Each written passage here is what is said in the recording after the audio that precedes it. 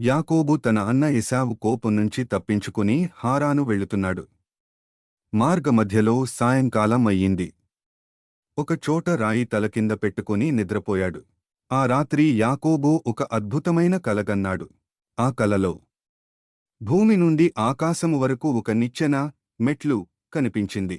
ఆ నిచ్చెనపై దేవదూతలు పైకి ఎక్కుతూ, దిగుతూ కనిపించారు. ఆ నిచ్చెన పైభాగంలో దేవుడు నిలబడి యాకోబుతో మాట్లాడాడు. దేవుడు యాకోబుతో ఇలా అన్నాడు: నేను అబ్రాహాము దేవుడను, ఇస్సాకు దేవుడను. నీవున్న ఈ భూమిని నీకు, నీ సంతానానికి ఇస్తాను. నీ సంతానం భూమి అంతటా విస్తరించును. నేను నీతో ఉంటాను, నిన్ను కాపాడుతాను. నేను చెప్పినదంతా నెరవేర్చే వరకు నిన్ను విడిచిపెట్టను. యాకోబు నిద్ర లేచి భయభక్తులతో ఇలా అన్నాడు: నిశ్చయంగా ఈ స్థలమందు యెహోవా ఉన్నాడు, నాకు తెలియలేదు.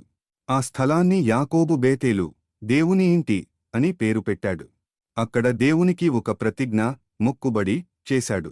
ఈ కథ ద్వారా నేర్చుకునే సందేశం: దేవుడు ఒంటరిగా ఉన్నవారితో కూడా ఉంటాడు. భూమి, ఆకాశం మధ్య సంబంధం దేవుడే.